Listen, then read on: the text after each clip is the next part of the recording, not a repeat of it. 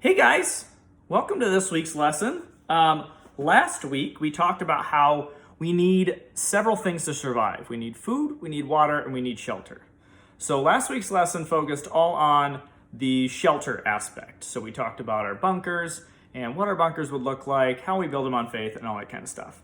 And then Wednesday, we talked about that a little bit further, got to discuss it, and I got to hear what your guys' bunkers would look like, which was really cool. So this week, we're going to talk about food, because food's one of those other things that we need to survive. And we kind of discussed a little bit last week that God will provide that food for us that we need to survive, right? So we want to jump right into the Bible to show where God actually literally provided food for his people. So we're in Exodus chapter 16. Exodus is the second book of the Bible in the Old Testament. And we're going to go down to chapter 11. We're going to read 11 through 15. The Lord said to Moses, I have heard the grumbling of the Israelites. Tell them, at twilight you will eat meat, and in the morning you will be filled with bread. Then you will know that I am the Lord your God. That evening quail came and covered the camp, and in the morning there was a layer of dew around the camp. When the dew was gone, thin flakes like frost on the ground appeared on the desert floor. When the Israelites saw it, they said to each other, What is it? For they did not know what it was. Moses said to them, It is the bread that the Lord has given you to eat. So in this, the Lord literally sent meat and bread to the people wandering through the desert, right? So he provided that literal food for them. But today we're going to talk about the nourishment of our belief in God, right? The meat of that belief, if you will. So our spiritual nourishment comes from the effort that we put into knowing God.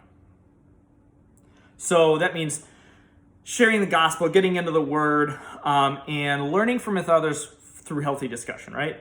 If we're going to talk about food itself, the reason we need it is because it has things like protein and vitamins and minerals and things like that that our body uses to survive, right? Our cells need it. Our bodies use the carbohydrates to generate energy so we can move around and do things like that.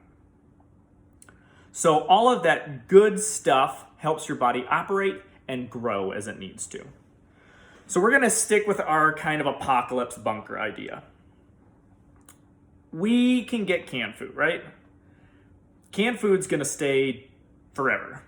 But if you're just eating out of a can all the time, you're going to get pretty tired of it. So fresh food is obviously better. The thing is, you can't just have a bunch of fresh food in your bunker because it's going to go bad. So you would need to go out into the world to get that food, which means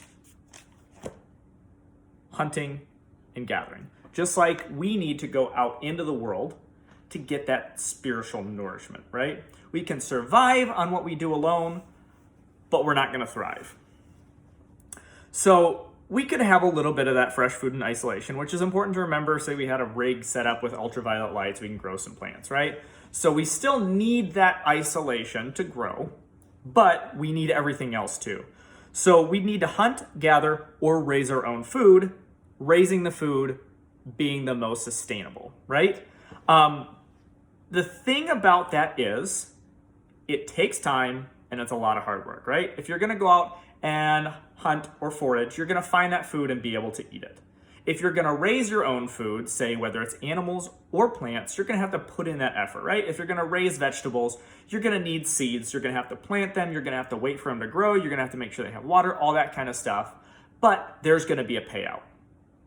So that hard work gives us true spiritual nourishment.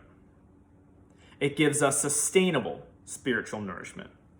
So that true and well-earned spiritual nourishment isn't just given to us, right? We have to work for it. So God gave us salvation through Jesus.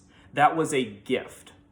He also gives us the tools to have that full range of nourishment, right? So just like if you're going to farm, you're going to need to till the soil and plant the seeds, and you're going to need tools to do that. God actually provides us with the tools to do the work to get to know him, right? So the most important one is going to be your Bible. All of you guys should have Bibles. If you guys do not have a Bible, reach out and we will happily get you one. So the Bible includes a lot, but these are a couple of things that touches on. Information about our salvation through Jesus. So it gives us the whole story of Jesus and what he did for us, his sacrifices, and what it means for us. It gives you guidelines on how to live a healthy life. And this is really important because leading a healthy life brings us closer to Jesus, right? It gives us information on the covenant that God made with us through Jesus, the promises that he has followed through on, as well as the promises that he will follow through on, how we grow as Christians, and a whole lot more, right? I could do a whole lesson just on what's in the Bible, and that lesson would be years long. So we also have the tool of fellowship, which is interaction with other people and a huge component of our Wednesday night group.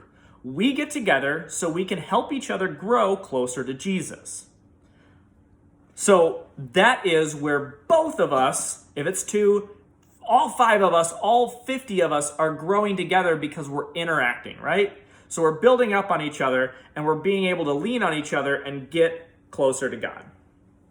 And finally, we grow through research. And this kind of sounds boring, but it really isn't. So a lot of other people have done a lot of research into the history that's happening in the Bible.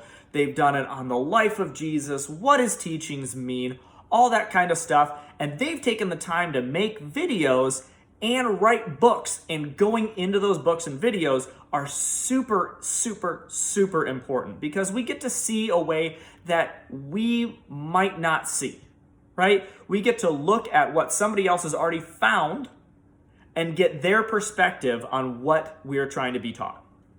So that's a really important base for how we're going to grow closer to God, right? And so we've talked a little bit about this nourishment that God's giving us, and I want to follow it up with a warning, right?